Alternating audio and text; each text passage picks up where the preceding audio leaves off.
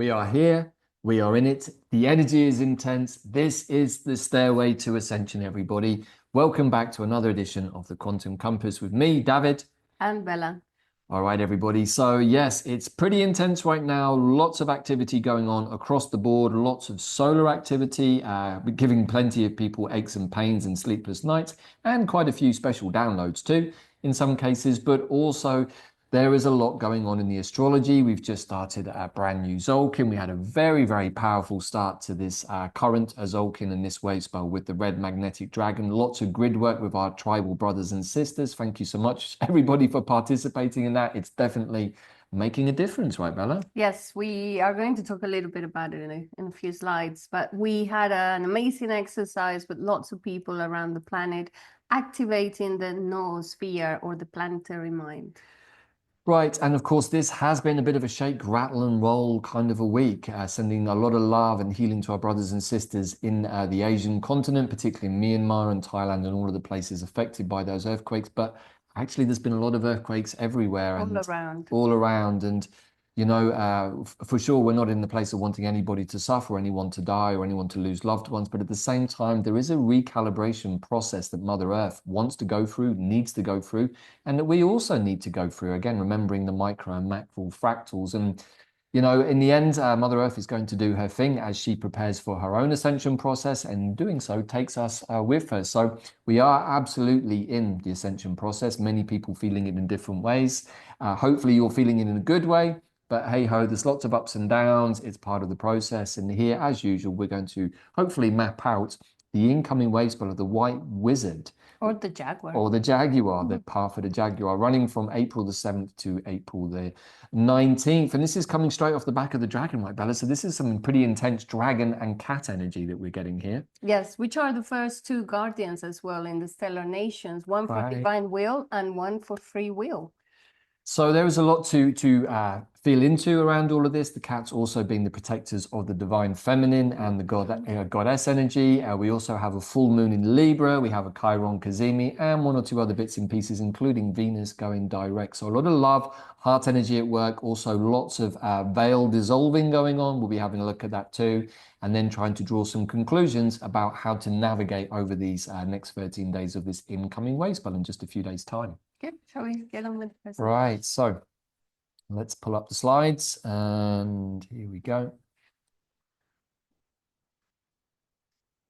All right, so as we just said, this is the Wavespell of the White Wizard, which is running from April the 7th to the 19th. It's the second Wavespell of this new Tzolkin. We're also in the first castle of this year, of course, the castle being 4 Wavespells, and there are 5 of those across the course of the Tzolkin, giving us the 260. But this is also the path of the Jaguar, Bella. So maybe can you give a little bit of an oversight again about the difference between the Jaguar and the White Wizard, or how that comes through?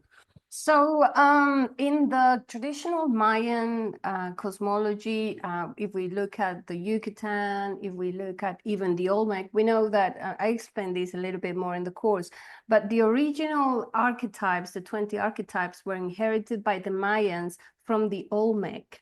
And the Olmec people already had defined this archetype as the Jaguar, but representing our inner shaman. And then later on, when we work with more of the Jose Arguelles cosmology, when it comes to this synchronotron, or when we synchronize the 13 moons together with the Tzolkin, the name that is given is the White Wizard. But it means the same. It's the same archetype, meaning our inner shaman being awakened. Right, so all of this actually is something that we have been before, because it happens every 260 days. And last year we were on a very important mission because it covered the day at a time, right? Mm-hmm. So in the last Tzolkin, exactly 260 days ago, we did the Path of the Jaguar, which was a journey around different sites in Mexico, some of the Olmec sites. We went to Teotihuacan, we went to Tula, we went to El Tajín. And during this journey, the mission was to come with the force and all of the courage of the Jaguars and activate the new time in some of those sites. And it was a pretty exciting expedition, I have to say. It was a very special one for me. It was really the first time I got to go out after my accident and actually walk a little bit, albeit still with the wheelchair. It was very tough. It was strenuous. But we're going to be sharing more about what happened on that journey in a series of short videos on our special YouTube membership page. But we're also going to be offering something super cool, which we just want to flag up here to everybody, which is our brand new YouTube membership program, which we're going to have a look at in just a second. But over the course of this next Wavespell, starting from the 7th, running to the 19th, we're going to be tracking the Wavespell of the White Wizard to all of our YouTube members. So that means that every day you get the video from the current Wavespell. So you're going to see a further explanation, reflection, and meditation on each day, each glyph with the tone for the whole Wavespell of the White Wizard or Jaguar. Right, and we're also going to be doing some special little updates. This will be actually a regular feature of the YouTube membership program. We're also going to be sharing there the very special plant essence, in this case connected to the White Wizard, which is the plant Vervain. And to all of our members, there's going to be ongoing additional live calls and additional material. But the idea is really to track the Tzolkin. You know, many of you have participated with us in immersions and even in the recent mystical column. And we love doing the immersions. They're kind of intense. They're 13 days, holding space for 13 days is a lot of energy from us, much as we love doing it. But we also know that actually one of the important things is to keep tracking the Tzolkin. Once you get into it, it can be easy to lose the threads. Now, a lot of this is really about the reclamation of time. There are many news stories out there right now talking about the dissolution of tax, all kinds of tax, particularly income tax, which is really what the Gregorian calendar is based on. So it's kind of got me thinking a lot about what happens if that's all just scrapped.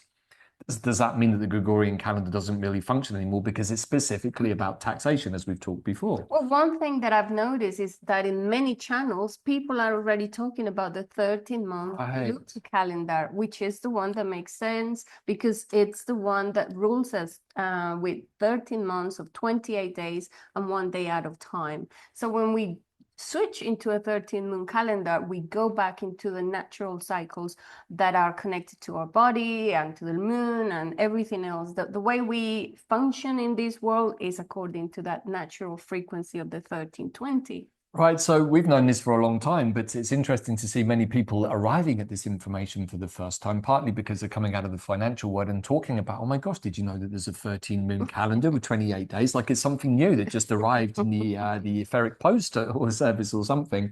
So this tells us, Bella, I think that perhaps we are moving to a place where people are getting ready for a major adjustment, a major adjustment in how they reclaim their own time, how they reclaim their own energy, their sovereignty, but also how we perceive time and what we use time for. What is interesting is that in the United States and now going around the globe, the talk is about change in taxation, now into tariffs and different things and removal of certain taxes. So everybody, because we've been putting this information and this energy into the planetary mind, by the 100 monkey effect, it will get to the places where it needs to go to so that changes start happening. And because all of us, especially those in our tribe, keep on putting intentions and positive thinking and new ideas on how we can all thrive and to create a world that is for the highest good of all of those things will start picking up somewhere and new ideas and projects will be created around that.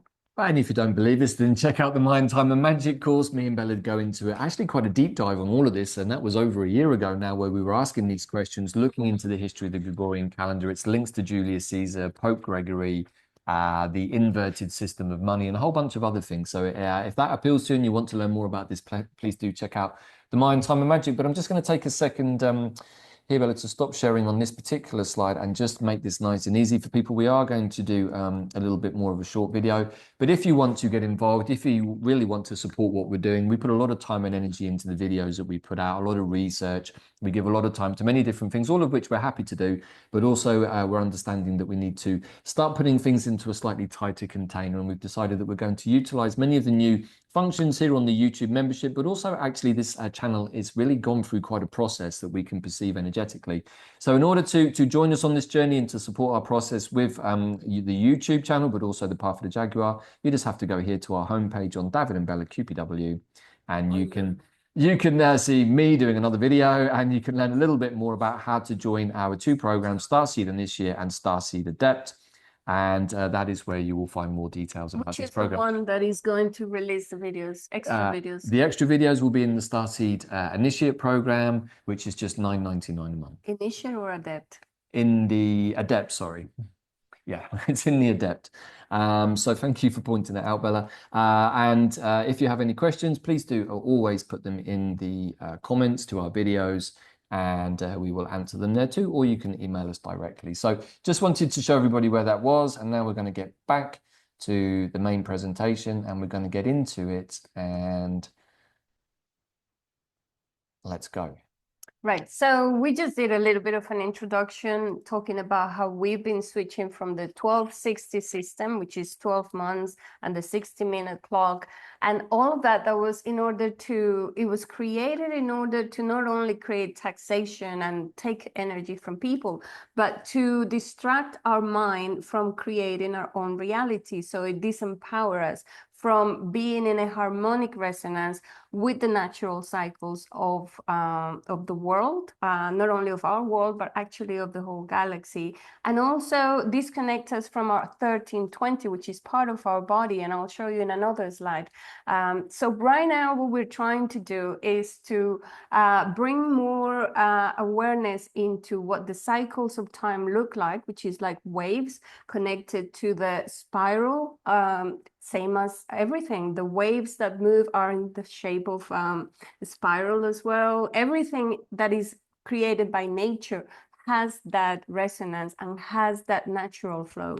Right, it's the fractal nature of the universe. And the more that you get accustomed to seeing the micro and the macro, seeing how the actions of one can have a ripple effect that actually do affect the collective, particularly if you are an awakened being, that actually brings in a lot of coherency, a lot of responsibility, a lot of spiritual discipline. But also you can start to read many things just through understanding the fractal nature of things. More than anything is about being present Yes. every day, and what are you feeling every day, and what can you do with all of those feelings and thoughts, because the shift that we're going through, this evolutionary step that we are already in the middle of it, by the way. The shift has happened and has been happening for a few months now, but the last few weeks there was an intensification of that. And we know that this shift is about us, is inside of us. It's not what is going to change on the outside. We change on the inside and we bring those changes to our reality. So it's about switching our inner vibration, Yes. our frequency, and expanding our consciousness, because it is how we actually create our world. There is something really interesting I haven't shared with you, and I found document, in all of those groups that share some information. And one of those three-layer agencies had been studying deeply what is the nature of the human beings, what is a human being. And they've done a lot of research for a long time, but obviously they don't share it with us, because otherwise how are they going to control us? But anyway, so what they found is, after all of the amount of research, scientific research they did, is that human beings, we are liquid crystals. And if you have that concept that we are liquid crystals and we are becoming even more of a crystalline nature, we can create our reality through the harmonic resonance. So if our environment is coherent and is harmonic, that is the reality we create. But if what we do is be stuck in fear, or what they put, what they show us on the TV, or being worried or anxious or anything like that, or not having resolved our traumas from the past, or still having limiting beliefs, that is the resonance we're stuck on, and we need to harmonize it. And the whole use of this calendar, or this new system of measuring time, is about being present, but doing day by day the work that keeps us getting lighter and lighter and lighter. Right, universal time is a step-by-step, moment-by-moment process, and that seems obvious, really. But we've been so programmed to sort of have these timeouts with the Monday to Friday, the weekend. You don't do anything, you switch off, you basically go empty for a while. It's great to be empty for a bit, but if you're in the mindset of always doing that, what it does is it tends to kick things down the road. You don't tend to get on with things, particularly with healing or things that are important to you, mainly because you're recovering from the Monday to Friday routine. So all of this is part of 1260. It's all designed to take our time, take our energy, take our resources away from being more with the goddess, more with the creative keep you in energy. survival mode. Keep you in That's what the survival mode. 1260 does to Exactly. us. And so what we want to achieve is freedom and to harmonize ourselves with the cycles of this planet and even the galaxy. Right, and as I said at the beginning, we are in the ascension process, and this is part of the ascension process. This is why we put so much attention on this, everybody, for the last 3 years, because we were in the process of reclaiming time. That happened actually during the path of the Jaguar last year, and we've been in that place ever since. But there have been many other cue points which are coming up to a delta actually at this time, including the upcoming Chiron Kazemi, which links us back to the April 8th eclipse of last year. But more on that in a little while. Yeah.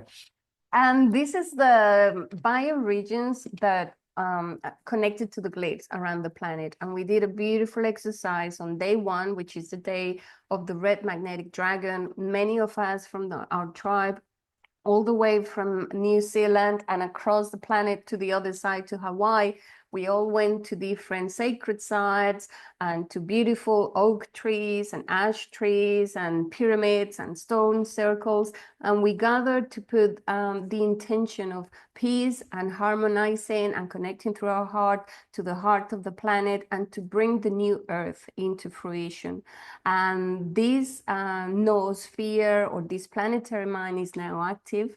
And what we can do is keep on connecting day by day. You can follow the Tzolkin going around this board, and you could even put a little crystal. Where are we today? What zone of the planet is actually being activated? And you can send your good intentions to that zone around the planet area.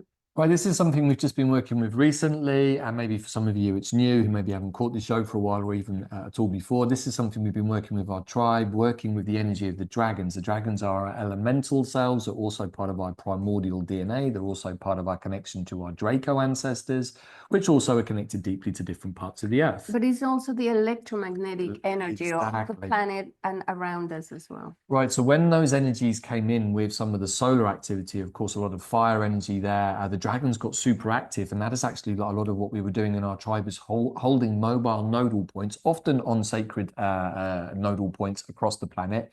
And we were able to feel, many of us, the wave of the dragon energy racing across the planet as that huge coronal mass ejection hit us at the beginning of the dragon Wavespell. It literally covered exactly the same period of time. And it went off the charts in the Schumann. Yeah, it went off the charts on the 25th of March, right? I think it was. It went off the charts. Maybe many of you remember that or seen it on other people's shows. So, you know, it's really important that we understand the different layers of the energetic grids that we're working with, because there are quite a few, and each one holds a different frequency. We talked about the noosphere, the Christed consciousness, the dragon ley line energies, and of course there is also the toroidal field energy of Mother Earth herself, which we've been working with during the mystical column immersion. So this is more of an invitation. If you feel you want to be part of this, we think it's important to stabilize the field now, the planetary mind, the collective consciousness or unconscious, I would say, because there are going to be so many emotional up and downs and more revelations and more changes that we need to stabilize and be pillars of light, radiating, first of all, harmonizing, getting people into their hearts, getting people to a place where they can deal with the emotional upheavals, basically, to hold space for them. Right, so we're going to be talking a lot more about these kinds of things actually in the YouTube membership adept package. And so if this is something that's interesting for you, we're going to be giving more and more details. We're progressing now to newer levels of the technology, the mind timecode technology. We've covered a lot of this already on the QPW website, but this is where we're moving into because we understand we're coming into a more unified field. Hurrah, finally. If you want to be part of this initiative, you just come to our website and join the group called We Cosmic Humans, and it's free. So you can just join and we have activities every other week or sometimes every week. But also we've been running this activity trying to get all 260 different glyphs. We call it the Mind Glyph Hunt. We've talked about it here before. We're now at 143 out of 260, so we're almost at the magic 144. We have crossed the tipping point a little while back, but now we're looking for the rest of our soul tribe. Where are you all, brothers and sisters? We know many of you watch these videos and are not part of that glyph map. So this is still a big invitation to all of you who maybe are looking for soul family, looking to be a part of something. We have so many amazing brothers and sisters in our tribe, and we've been getting up to all kinds of exciting things. Our minds are very much set on the new Earth timeline. That is where we are living and operating. And if you've been wondering, when is it going to happen? When is the new Earth? When is the shift going to happen? It is happening now, and it is up to us. We are the ones that create the shift. Each one of us, by the energy and expansion of consciousness of each one of us, is how new Earth is birthed. Exactly. So lots to get into, and we're still very much, of course, in the year bearer energy of the blue rhythmic storm. And it is super key that this is the energy that is catalyzing us, is getting us to the point where we need to be. Besides, it's helping us process all this amount of solar energy that is coming. The storms, the solar flares are increasing, and our nervous system needs to adapt to this. So this catalyzing energy is helping us all as humanity, and each one of us, to get to that point, to be ready for the new part of our story, the new episode in humanity. Yeah, you know, sometimes it can be difficult to think about these catalyzing, sometimes polarizing forces that we experience down here in duality. But as we've been talking about a lot over the last few months, partly in preparation for the moment we're in, for ourselves, for all of you who watch us, but also the collective, which is without these catalyzation processes, there's no evolution or growth. You know, that's part of the dualistic experience. So it's not always easy, and nobody is saying that they necessarily want challenges on their head. But when you get to that eagle's perch perspective that we talked about just a couple of wave spells back, you start to understand that everything that comes up as a challenge is an opportunity to see, why did my higher self bring this to me? There's always a learning experience. So just to share that, yes, storms can cause chaos and damage sometimes, but also we can stand at the eye of the storm and not be affected by it. Yeah, so this is just to summarize, saying that it will be a little bit rocky, that we are in the storm, but everything we offer through quantumplanet.world is about how to navigate and be able to be a pillar of light, be at the center of the storm, and then be able to handle and even help others around us. Right. This is more the same about how our DNA is being upgraded. There is a quickening and a clearing of our mental, emotional, and etheric bodies. So we are going into our transformation. Our metamorphosis is happening as we speak, but it requires for you to be present and to be willing to receive and to open to learn the next part of this process.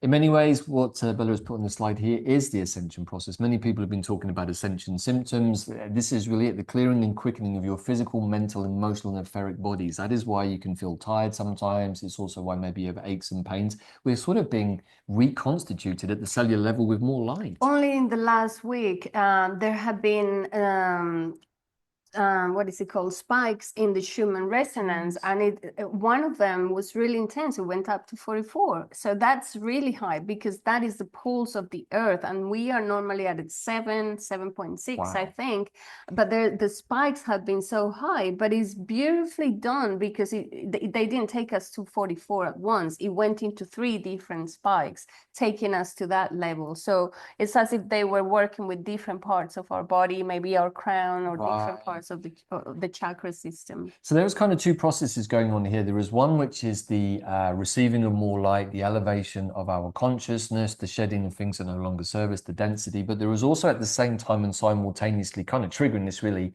the dissolution of the veil. The dissolution of the veil is the revealing, really, of all of the things that we've either hidden from ourselves or have been hidden from us. That process is ongoing and will continue to ongoing for probably about another month, or maybe a little bit more, into the early part of May. In fact, it takes us up, as far as we understand it, to around the full moon in Scorpio. So this is a process ongoing. We've tried to share always here from a place of centeredness, groundedness, no fear-mongering, but at the same time, we have to be aware, and this is where the Jaguar comes in, that maybe we might have to go a little bit to the plant medicine person inside of us, the inner shaman. Yeah. Besides, by the time we come to the end of this 13 moon year, which ends in July, we'll have completed the 13 years from the beginning, after 2012, which was the end of the big grand cycle of over 5,000 years. We started 13 years, and now we're coming to the end of that, and it's been our initiation. And then after that, we start the whole new journey. We have to be ready for the next part of the process. And this is, I think, before we move on, this is a really important point. We're also pre-programmed to the can kicking exercise because it's also how our officials have been doing things, promising us one thing and then actually never delivering. That's all part of the cut between 12 and 13. And so there is a mental shift here, which is like things are going to keep unfolding day by day, moment by moment, whether you want them to or not. The trick really is to get on board with the surf or with the ride and actually ride the wave out and get the best from it. Learn to surf first. Yeah, even better, learn to surf first, yes. And maybe make sure that you have a wetsuit and a board. Also, you have the tools, exactly. You have the tools, exactly.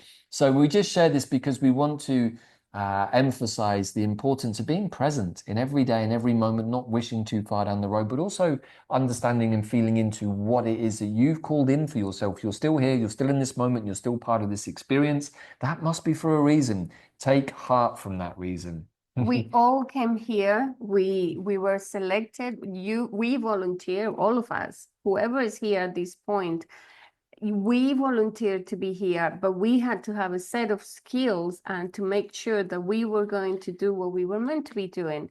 So if you're still not sure about what your life purpose is, your mission, or what you're supposed to be doing now, we have a bunch of tools that can help you get to that point. Right. Okay. Yeah.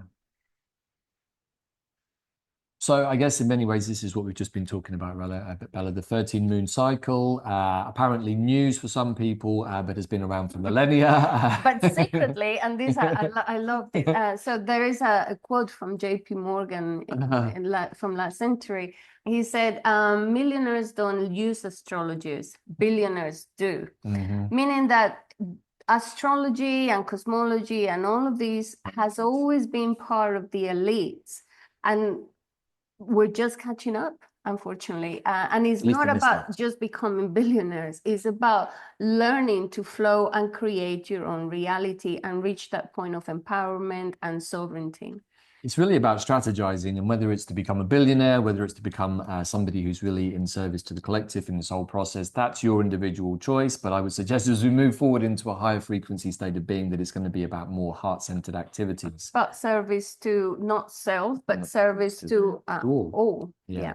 This is just an example on the right of the 28 days. So it's 7 days. Each one of those days is connected to a chakra, starting in the crown chakra, and then it goes on a spiral way. So you could follow these day by day. There is even a mantra for each day, a sound that is connected. So there is a lot of material we can go into.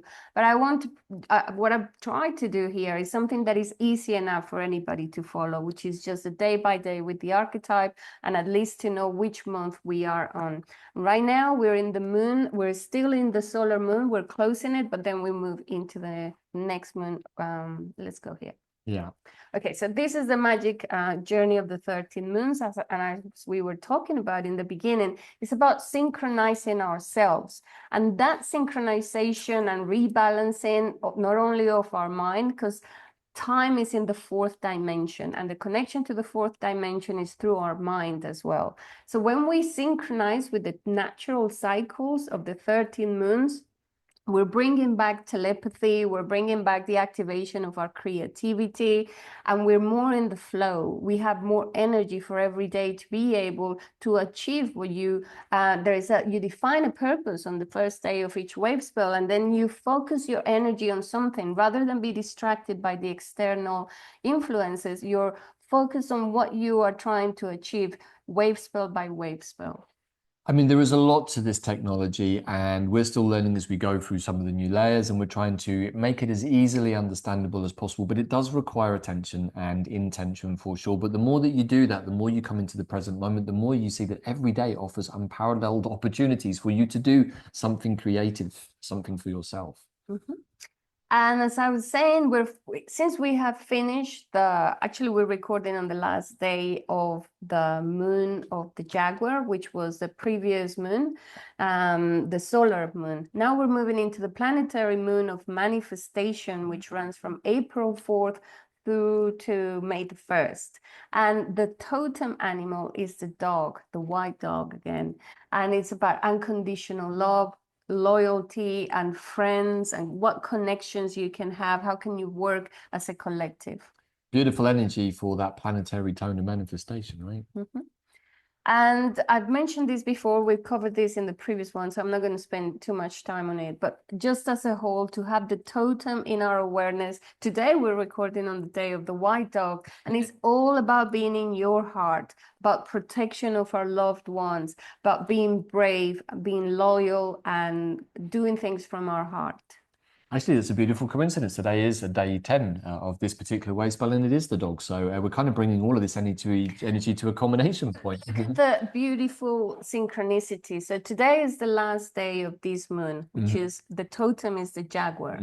On the day of the dog, and then tomorrow we're moving to the moon with the dog, which is going to be the totem for the whole month, for the 28 days. But we also will be starting very soon the Jaguar Wavespell or the White Wizard. So it's like they're kind of handing the baton to the other one. Right, and we've just had the lunar moon month of the Jaguar. Now we're about to move into the White Wizard Wavespell, which kind of follows on from that. So there's a lot of cat energy, we can say. So as I've mentioned before, we follow two cycles here, the 13th moon plus the Tzolkin, which is a 260-day calendar, which consists of 20 wave spells of 13 days each. And the way we've been doing this is follow day by day, whatever the energy of the wave spell is, and try to ask yourself a question that will help you go up on your spiral. You're doing inner work and you're also being present, but you're also giving tools to manifest and create through a 13-day process and reconnecting to the 1320 frequency.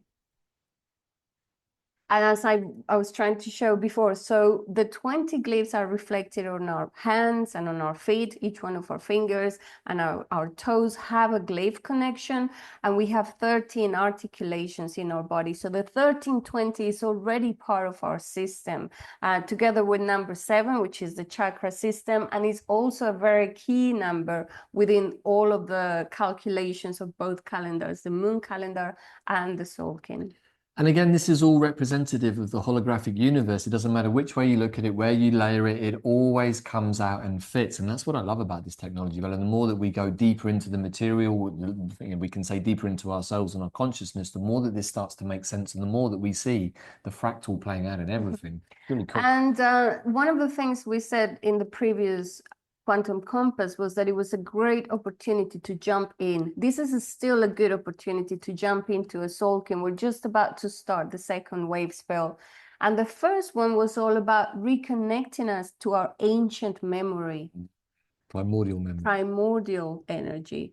And now that we're remembering that we're multidimensional beings, that we have crystalline structures in our bodies, that our DNA is getting activated as the Schumann resonance increases and as the energy coming from the center of the galaxies also, we're receiving even more of that. And our bodies are preparing to harmonize, because otherwise our bodies wouldn't be able to withstand that. So we are in preparation, our bodies are getting prepared, our minds are getting prepared, but it requires for you to be present and to be doing some inner work. And this is the Tzolkin. I've talked about it quite a few times, the 4 directions, the 4 colors, the 4 tribes. We're still in the red castle. So there are 5 castles, starting with the red. We go from red to white, then blue, then yellow, and we finish with the green in the center. And we represent it as the east or the fire, then the air element, the water element, and finally the earth element. And we close with the center with the ether element, which is where we integrate everything from a cycle. So we are right now in the second wave spell, which is the one highlighted there, and is the wave spell of the White Wizard or Jaguar. Well, at the risk of confusing people, we have talked about this a lot. This is really just a recap. We always try to give new information, and it might seem a little overwhelming at first, because really what we're doing is layering different levels into our awareness. And the more that we do this, the more that we give ourselves these intentional creative energy forces to work with, And if it seems like too much all at once, take it back to what you can do. Do one thing at a time. Or do the Mayan time and magic course. Oh, shameless plug. Definitely do the Mind, Time and Magic because Bella did an amazing job on that. It's just recently been reduced to a permanent new price, in fact, half of its original price. And this course really in 6 beautiful chapters goes into every single thing that we've talked about here, but in a lot more detail. It definitely is well worth the investment, but also really gives you the container with which to step fully into experiencing all the things that we talk about and that we live by. And the most important thing about using those calendars and following this flow is to become the artists that create our new reality. Each one of you creating your own reality and for the community or family around you. And so let's talk about this Wavespell. We start on kin 14 and we go all the way up to kin 26. Day 7 of this Wavespell is a galactic activation portal, as well as day 9 of this Wavespell. So 2 days where we have much more connection to the grid and we can access more of that. Right. Okay. And this Wavespell is running from April the 7th up to the 19th. Is the Wavespell of the Wizard. You can see there the 2 archetypes or the 2 designs that we have. The one on the right is closest to the original Mayan glyph. And what are the qualities connected to this Wavespell? Magic would be the main one. So it's a Wavespell where you can create magic. We can activate all of these shamanic and quantum abilities within ourselves. It's also connected to being confident, self-confidence, activating that part of us. Being our own inner shaman, being in the present moment is going to be super key because there is going to be a lot going on out there and you want to be present, you want to be able to hold your ground and your space and not let your mind go or your emotions into everything that they're going to show us on the TV. This is about the feline energy, and just think of the beautiful felines. How do they move around the world? They're able to go into the underworld and they're able to deal with things that are in the shadows, but also are very, they have a lot of integrity. And everything is very sacred. So it's about bringing the sacredness into our day-to-day life. Right, I'm just marveling at the backdrop here. I love the leopard print there, Bella, good one. I love this glyph. I love this whole energy. It speaks to my inner medicine man, of course. And you know what? Just putting out a little invitation there to all of you who have the glyph of the White Wizard. Please introduce yourself in the comments. We're always trying to create energy to get to know ourselves better, to get to know our tribe, our audience better through the glyph. So if you know you have a White Wizard glyph, doesn't matter which particular tone it is, please just say hi in the chat and we will, of course, give you a magic wand emoticon reward.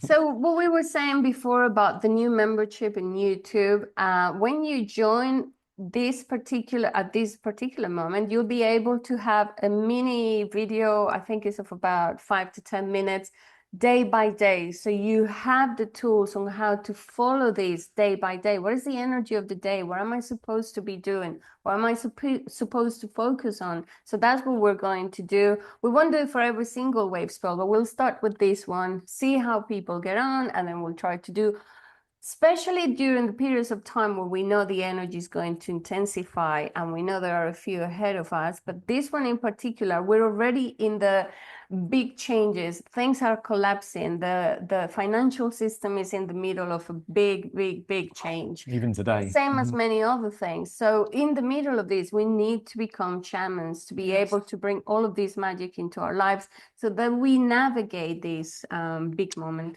And you know, it's no coincidence when you start to feel into the flow of one Wavespell to the next, you know, we have the dragon, we have the cat, and then we have the hand, which is the healer, followed by the warrior. And if you just start to feel into the basic energies of those, you kind of get the feelings like, okay, we're going to have to do a lot of alchemizing work, particularly those of us who have our inner Jaguar, our inner shamans already activated, which I'm sure is many of you out there. Why? Well, because probably there's going to be a need for some pretty intense collective healing, not for an awful lot of time. I don't see anything lasting too long, but and the only thing that can stop the healing coming quicker is actually the resistance from the humans. Yeah, that's the only thing that's stopping the process accelerating even more than it already is. You know, this is a very accelerated ascension process, mainly down to the collective work. that many of you out there, our tribe members, but also many other tribes all across the planet have been contributing to for a very long time. And some of the things that this totem of the Jaguar will help us with over the next 13 days is to connect to our leadership, to our inner wisdom, to courage, to being strong and be able to move through all of these underworld and changes that are about to happen. I mean, mostly I think it's about the alchemizing. Yes, the underworld stuff may come up. We may have our own underworld stuff that comes up. You know, we've lived largely in an underworld kind of a world, certainly in this incarnation and probably for several millennia.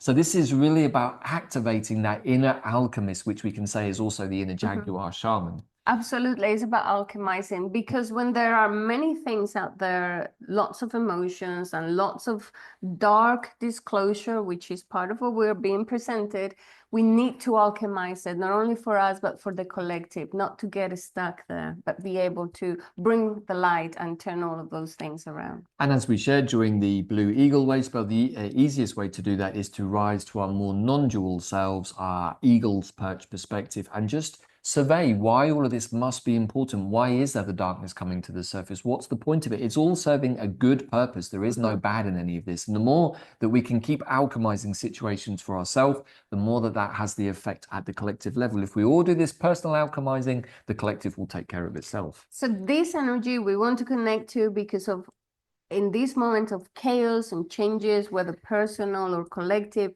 is going to help us move through all of this. Is perfect for this moment.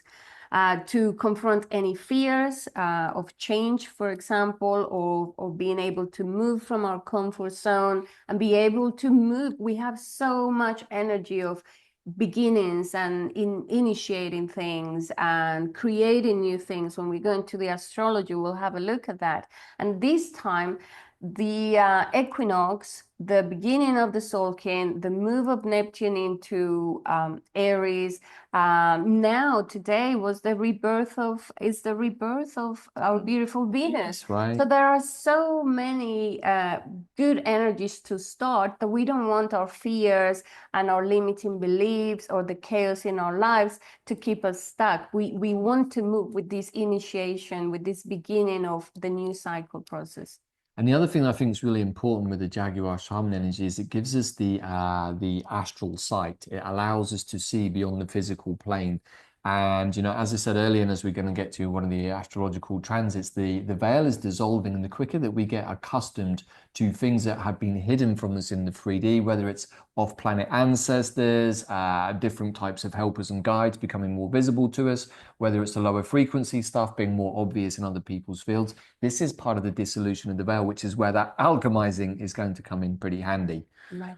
So, and if you want to achieve something, a small project or healing process or something where you need magic, you need a miracle, this is a good wave spell for that. But it requires for you to be very present and to ask yourself these questions every day. Define the purpose for day one and then follow day by day. Each one of the glyphs, each of the questions, journal, and write down the synchronicities that happen around you.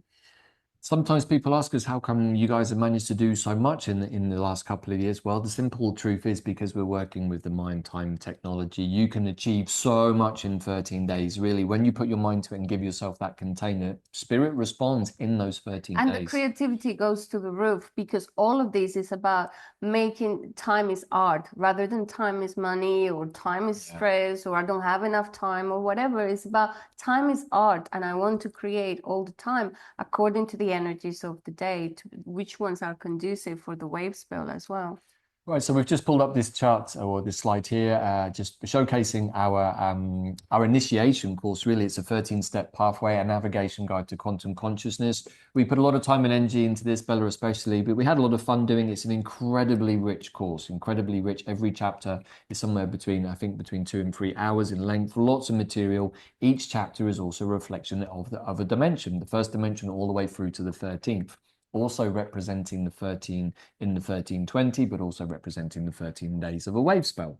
So if you want to go even deeper into learning about each one of the tones and how to follow a Wavespell and how to make the most out of it, and even how to learn about sacred geometry and how does the sacred geometry and numerology work around us, I take you through each one of the dimensions from 1 to 13 so that you know how to thread through those dimensions. And Zach said to us, what you have created is a shortcut to go through the dimensions to achieve quantum consciousness. It's incredibly profound. A number of our tribe have completed this initiation along with us, and it's really clear in all of our fields and in our awareness that it's changed us profoundly. And we have a special offer, 50% off on this course, actually, right, Bella, up until the end of this particular Wavespell. So just a couple of days away. But if Just a couple more. yeah, if you use the code NAV50, NAV50, which is also in the show notes at the checkout, you will immediately get 50% off. This is a great time, guys and gals, to jump into this. This is a great offer too. So please do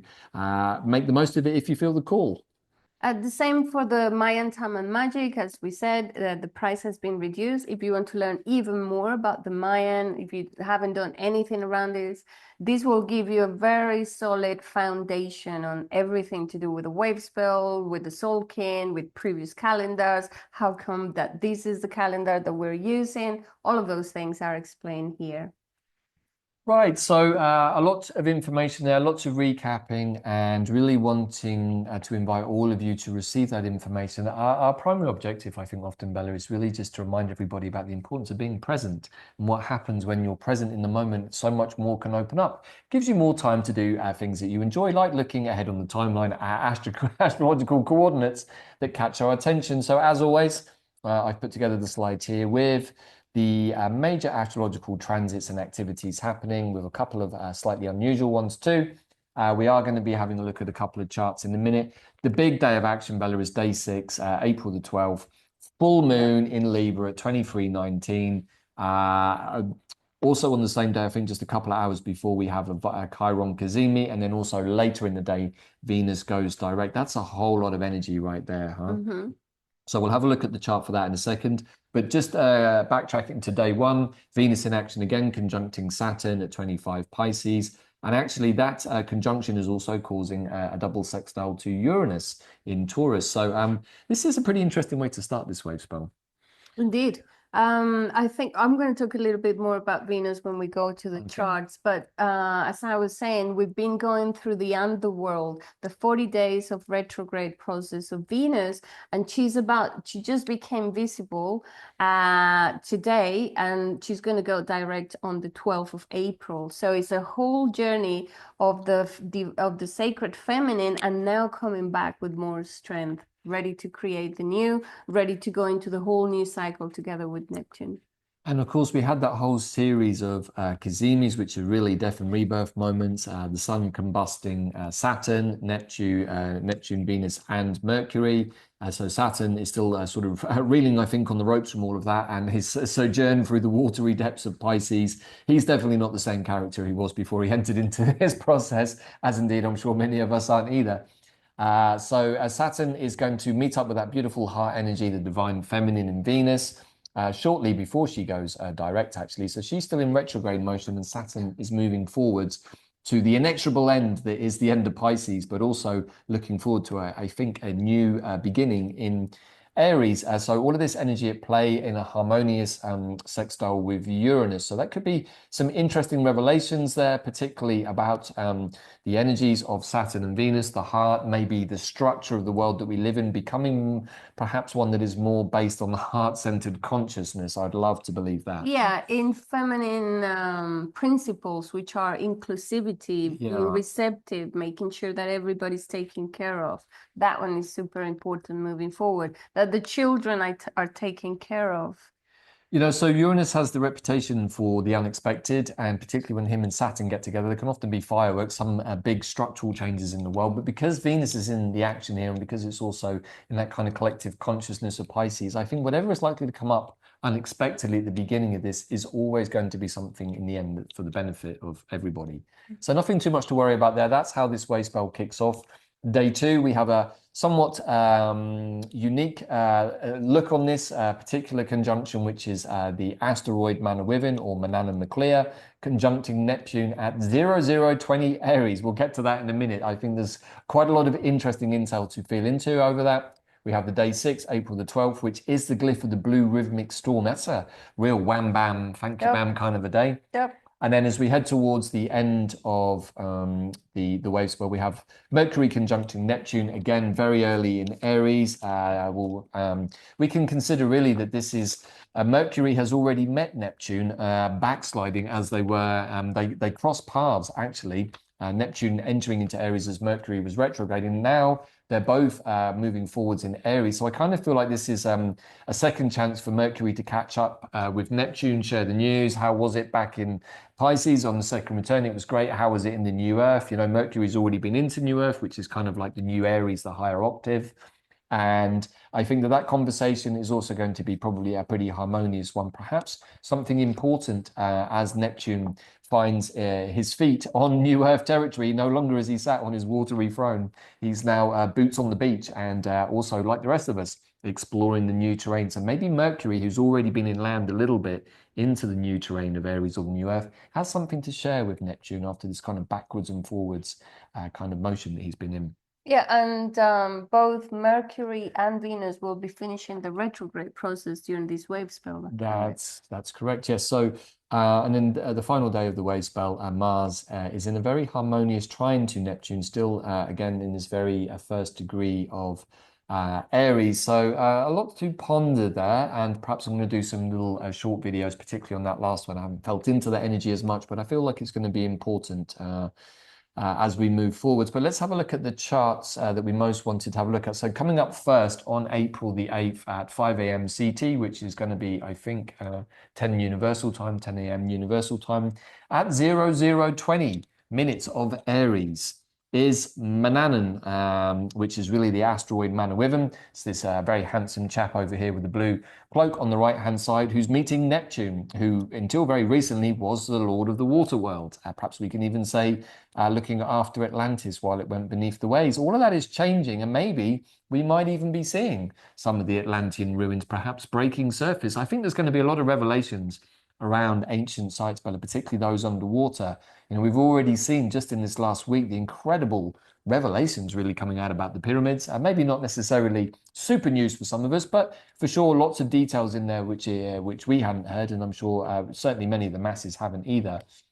But what is happening here? Well, Manannan is very much a seagull. We've talked a lot about him in previous episodes of Quantum Compass and the Cosmic History Codes. And of course, Neptune is very well known to all of you astrologers out there, but they're meeting up really for this quite unique meeting, Bella, here at 0020 in Aries after finishing their work, I would suggest, in Pisces. And so the Lord of the sunken water world, Neptune, and the Keeper of the Veil, Manannan, are getting together to have a chat as the veil continues to dissolve, as the watery world of illusion and delusion is now sort of a bit like an emptying fish tank behind us. We're now able to see a little more clearly through the glass. So what is the conversation these two are having? You know, well, we're putting that out to all of you. Many of you have participated in quite a few of the activities with Manannan McClear that our tribe has been involved in over the last few months. Many of you, actually, to our surprise, felt a deep resonance with his being and his frequency, very much connected to Arthur Dodanum, to the she beings, very much connected to the Celtic history of the Blessed Isles, but also somehow perhaps a family member of Neptune's.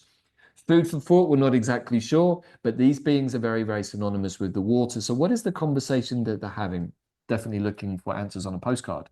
Yeah, but what it feels like is that it's a new cycle where we start, and it's a 165-year cycle, if we think about Neptune, where there shouldn't be any more illusions, any more secrets, any more all of these things that have kept behind the curtains we never found about, but it was the way to manipulate through different, even through the TV and through different limiting beliefs, through lots of ways to control our mind, including the calendar. It falls into this category. Right. So the veil is an interesting concept because the veil also includes the hijacking of time. It was actually a part of the process. And why did the veil happen? Well, if we think about the Lemurian worlds, the Atlantean worlds, they had to be kind of somewhat hidden from us, because of the trauma that was inflicted on many beings during those times, the trauma that was inflicted on Mother Earth. It hasn't really been beneficial to us humans in in the last couple of millennia to really go into those spaces. Some people have been able to access parts of the Atlantean records through the Akashic and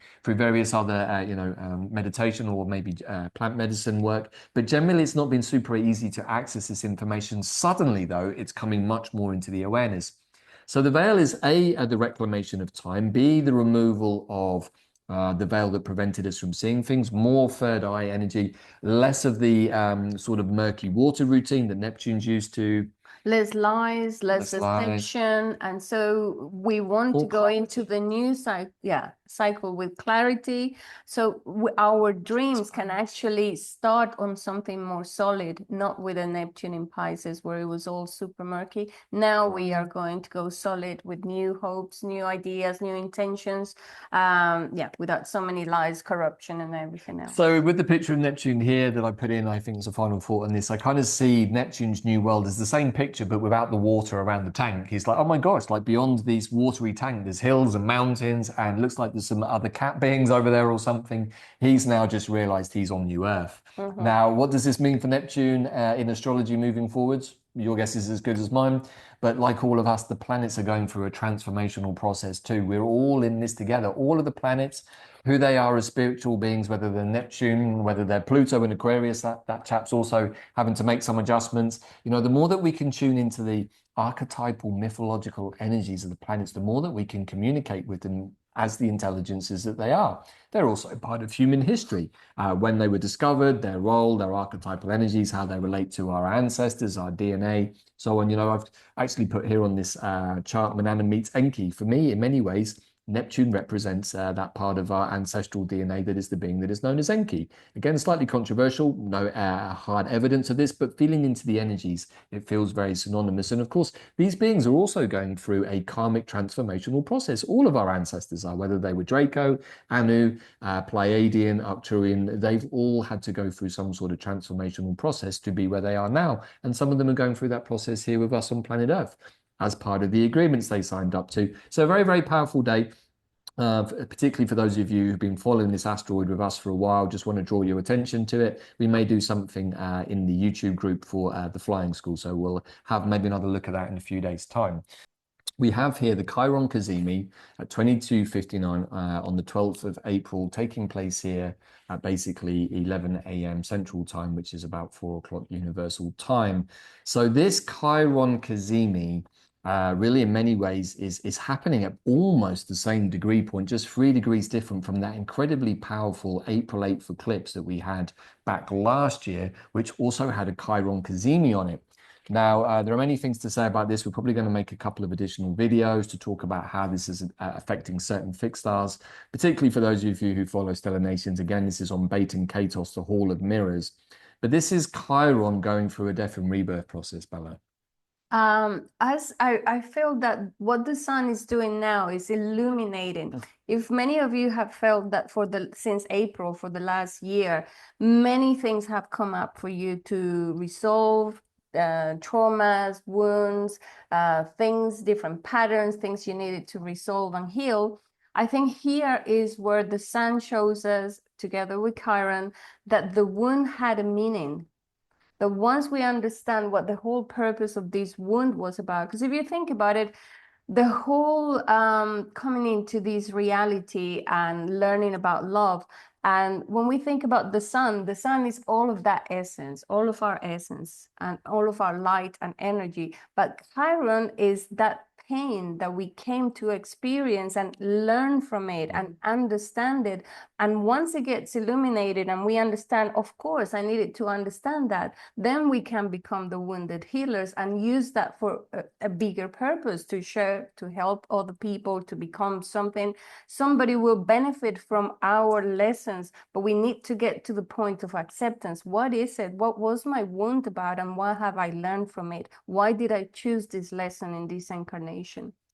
And of course, in many ways, Chiron is also a shaman, a wounded healer. So in many ways, he's giving us the opportunity through his own life experiences, healing himself, probably healing other people, to see how we can heal ourselves. And, you know, we can look at this in different ways. I kind of think that we're coming to this moment where perhaps that sense of I am, that, you know, that higher octave of Aries now that we're moving into, with all of this kind of endings and beginnings from Pisces to Aries, particularly with the sun, speaks to me, Bella, of the solar plexus, my sense of self, my sense of who I am, my sense of my point of radiance, all of which for many people has perhaps been damaged, traumatized, has PTSD attached to it. I can't be myself, or fear of rejection, fear of judgment, all of those things, and more. And I kind of feel that with this full moon in Libra, on the same day with Venus going direct, this is a really, really great opportunity for massive collective healing, to really work with the energy of the inner shaman, to alchemize, to go to that place of the fifth dimensional perspective, to look into your trauma from a non-triggered point of view and say, oh, wow, that's really why that had to happen. Wow, I can let go of that. That's not so difficult. And it's very synchronistic. It goes perfect with the energy of the Jaguar, which is about go inside and learn from what has been trouble, what has been difficult, and become your inner shaman. Find what is the core wound and deal with it so we can move forward and we all lift that energy from the collective. Right, and just to draw attention to a couple of other things here, of course, we still have this massive stellium going on in Pisces. Lots of people out there talking about all of these things. We've given different bits and pieces. There's always more to talk about here. I mean, basically, you have Mercury, the North Node, Saturn, and Venus all together in less than, what is that, 3 degrees, basically. That's a pretty strong, we can say, collective triggering stellium. Do you have any thoughts on that, Bella? Before the whole stellium here, from Venus to Saturn to the North Node to Mercury, all sort of gathering in those sort of 3 degree space right at the end of Pisces. It's the final review of, okay, let's all finish this cycle. The big planets are already moving, with Pluto having moved already to Aquarius, Neptune having moved into Aries. It's like, okay, everybody's moving. And soon even Uranus is going to be moving into Gemini. So everybody's moving and getting ready for the bigger picture. So I feel like it's wrapping up of the last bits. In many emotions ways, as well. yeah, emotions as well. Of course, the watery nature of Pisces can bring up a lot of emotional stuff. And go on. Maybe where people are having trouble letting go, because it's right at the end, the deepest part under the water, that is the emotional deeper ones. I think I'm being guided here to say, if you feel you haven't been able to see that, both David and I, we offer individual sessions if you feel you need a little bit of guidance, and we offer the combined activating the grail within, which is David helping clear a lot of the astral energies and many other things, and I do the biodecoding. We find the core wounds, I teach you how to deal with them, and then we go into the activation with the galactic signature, which is the Mayan cosmology.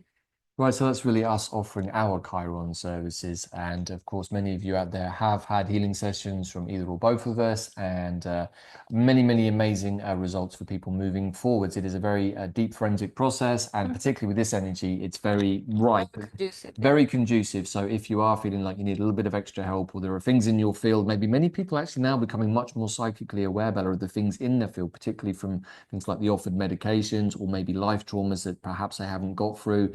That, as the veil dissolves, is going to become more and more obvious for everybody. Patterns that you have identified, but you just don't know how to transform them, how to alchemize them.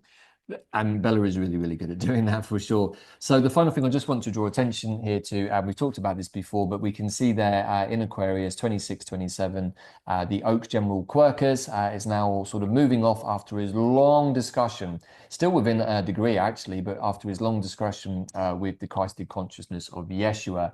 That's been ongoing for quite a while. These two are moving at a fairly steady pace together, but that is now going to separate slightly, I think, as Quercus moves on. So that's really, really profound conversation from higher dimensional beings. We're talking about a tree that connects us to the galactic consciousness, and a being that is basically representing the sixth dimensional and above Christed consciousness. And again, I think that as they give their sort of final thoughts, they're moving off now with their new missions, all of which, as we can see, they're going to catch up into Pisces and be following the entourage, the family entourage, as the family finally moves into the new earth. It definitely feels like a bit of a family get-together that's happened in Pisces.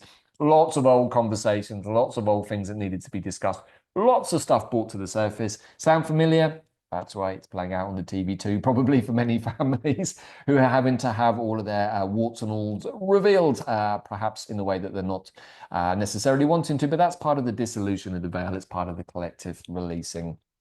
So yes, we have also this Venus piece coming in, right? Yeah, so I've been tracking Venus and learning a lot about the Venus star point. We had a Venus star point on March 22nd, and it had an inferior conjunction. What that means is that it's the beginning of a whole new cycle as well for Venus. And you could think of cycles of 8 years, you could think of cycles of 40 years, even 80 years. And the thing is that during this process of these last few days and weeks, we've had many cycles that have come to an end. So we can think of Neptune, 165, Venus doing the 8 year cycle, 40, 100, even 100 year cycle. And Corona Borealis is also part of this because in 1987, there was an explosion of a supernova, which was the one that created the harmonic convergence, where all of these calendars synchronize into one. But what is also interesting is that 80 years ago, in about 1945-46, the International Monetary Fund was created, and the World Bank. And if you think about it, if you go far as 1866, when you follow those cycles, you see the moves that the elites have been doing or how they organize the systems. And here we want to start paying attention. It's a whole new process where we can go into a new financial system. And Venus, we want to invite her to be part of it, not only because she brings the sacred feminine into the picture, but because she brings the abundance and the connection to nature. And we want to invite her to be part of this new cycle. So there is a whole new Venus on April 13, and we want to start connecting with that energy. Find out where is your Venus on your chart, find out what is your Venus star point, and let's start bringing more of that energy into this cycle. The Mayans, for the Mayans, this was the most special planet to follow. They follow it with such precision that you determine when to go to war depending on where Venus was. The architecture, there are many observatories in different Mayan sites that are specifically to follow and track Venus. So just to put into our awareness that it's very important what we're doing in this moment, bringing a whole new series of cycles into the new Earth or new time. And it's beautiful that this is happening for most of you on April the 13th. For those of us here in the Americas, it's going to be happening late April the 12th. April the 12th. Again, the 12-13, another interesting little piece there to think about. But that's all very much happening on this full moon in Libra. So this feels kind of important, as we move through this cycle, as we have this Chiron Cazimi, as we have Venus, really, I think, opening the pathway to a new way of living that's from the heart. We have this full moon in Libra taking place here at 23:20. So what to say about this? Well, of course, we have the sun on top of Chiron, and we have still this stellium going on, back ending into Pisces. But what are your thoughts on this, Bella? What do you need to leave behind finally is what it feels like. It's the full moon in Libra, and we want to achieve a point of balance and harmony. And it's, Venus is the ruler of Libra. So how are we going to bring more light, more art, more creativity, more new ideas to design the new systems that are for the highest good of all? And not the same people designing the same system. So we do have a say. And the way of doing this is to input our energy and our thoughts and our collective intentions and prayers into the planetary mind. I agree. I think that this is the moment where we, the cosmic humans, we, the collective, we, the people, really perhaps start to fully understand that it is us, the collective unified field of consciousness, that is basically driving all of the narratives, even the ones that we don't really understand from the goggle box, is somehow now coming out of our collective minds, which when we start to think about that as a mirror, really should give us like, oh my gosh, like who's thinking about this and this and this way? It's kind of almost like a self-correcting process, or it will be in the coming weeks. And ultimately, where do we want to end up? We want to end up in that place of balance and harmony, which of course is very much in Libra. Unconditional love, which is not easy, but it's what we've been training for, to be able to live from our hearts. And that's part of the training that we've been doing. If we're not able to how do you call that, to still judge people. If you're still judging people, or if there are still too many triggers around your life, whether it's due to politics or work or relationships, here is part of our inner work, where we need to find, first of all, accept what's going on, go and understand where this is coming from. Is it a program? Is it a pattern? Is it a limiting belief? Is it a cold wound? So we can heal it, clean it up, and then come into the new earth with a lighter heart. So we are not worried about being vulnerable or opening our hearts to other people. Right, but however, something perhaps just to draw attention to that's catching my eye just shortly on from that 23 degrees of Libra is this little collection of things happening in Scorpio. So we now have Black Moon Lilith, and as we can see here, actually, I need to run the details on this, but I would suggest that probably later this day there's going to be a Black Moon Lilith, because we can see here underneath the moon in Libra that we have the true Black Moon Lilith as represented by the little zero, and then of course the Black Moon Lilith symbol, and we can see that they're just 20 minutes apart. So I'll probably have to do some tweaking on that on the dials, but my guess is that probably a couple of hours after this full moon is also a Black Moon Lilith, which is interesting because there was a Black Moon Lilith flashpoint on the new moon eclipse that was the new moon heading into this full moon. So something interesting to think about. And isn't Haumea also there at the beginning of Scorpio? Yes, Haumea is also there at the beginning of Scorpio, but also what's catching my eye here on 4 degrees, this is all around the Shapley attractor too, which is at 2 degrees of Scorpio. So another layer to look into there, which we won't do today. But Atlantis is there at 4 degrees of Scorpio, conjunct the Shapley attractor, but is also perhaps more ominously in a square to Pluto in Aquarius.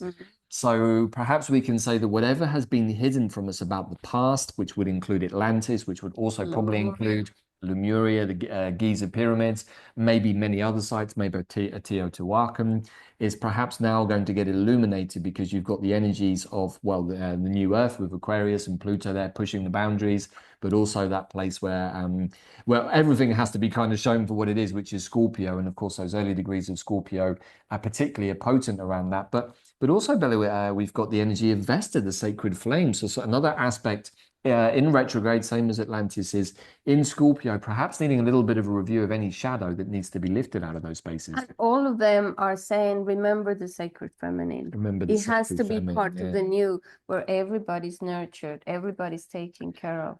And one could perhaps speculate that one of the reasons that Atlantis fell was partly because of the Dark Mages and mucking around with timelines and all kinds of other and not very pleasant things. But why did that happen? Well, maybe it's because of the absence of the goddess.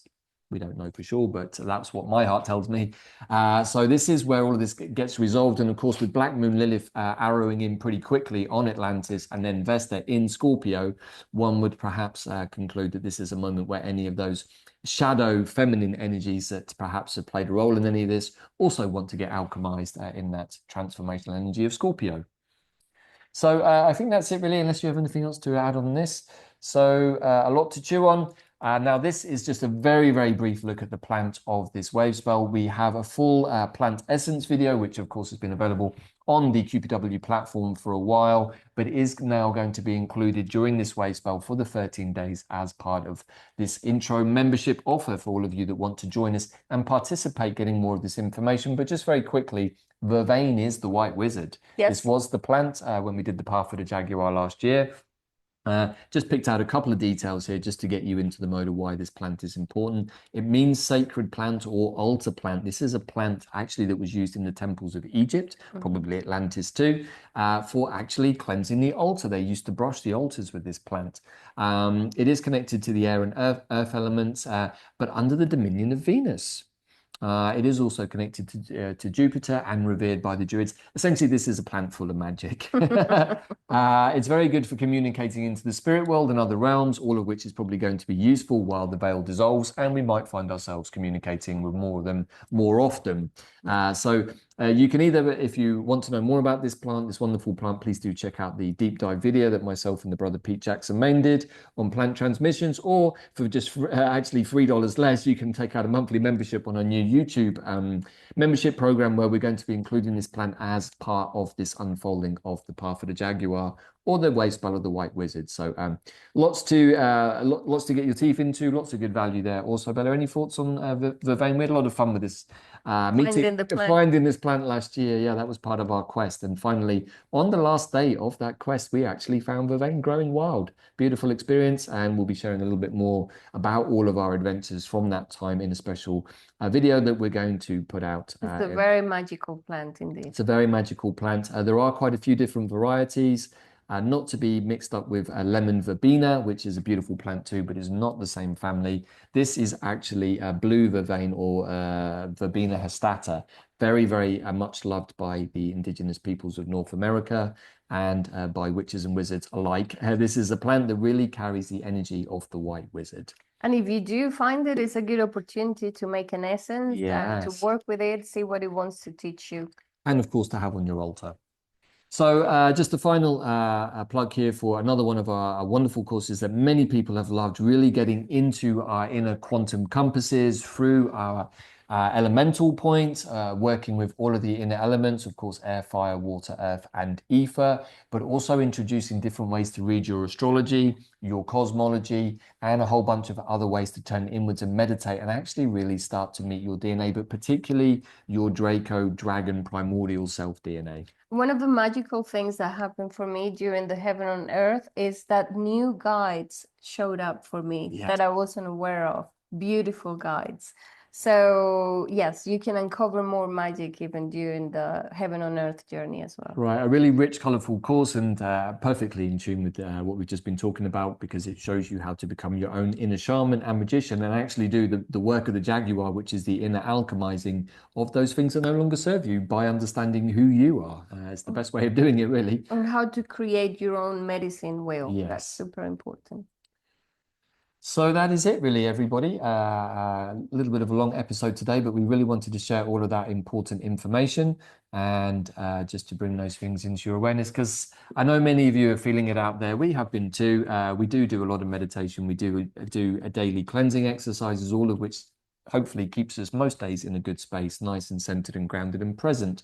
But we do understand that everyone has different life situations, and that's why we do these shows, to give you this sort of intel as we're seeing it coming towards us, and so that you can adapt and flow with it.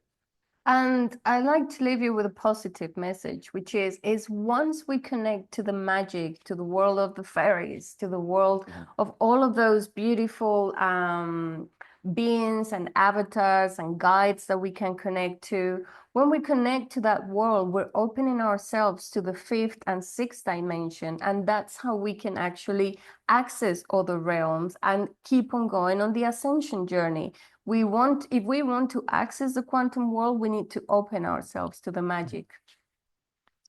Exactly. So it's really still always down to personal choice. Do you want to alchemize yourself? Do you wish to become a more conscious, high dimensional being in a human form? If the answer is yes, well, then all of these things that we've shared today should help you a little bit in the same way that they've helped us at various points and will continue to help us. So thank you, everybody, for joining us for this special episode as we go into the path of the Jaguar and the White Wizard. Hope to see many of you in that journey behind our YouTube membership page. And please do always hit like and subscribe. Those comments are making a big difference, everybody. We are starting to see some things move now in our algorithms with YouTube, and we want to thank all of you for doing that. So you will get a gold magic wand somewhere in the post soon, or maybe as an emoticon in the comment box. And if you do feel that this video may be useful to somebody you know, please do share it.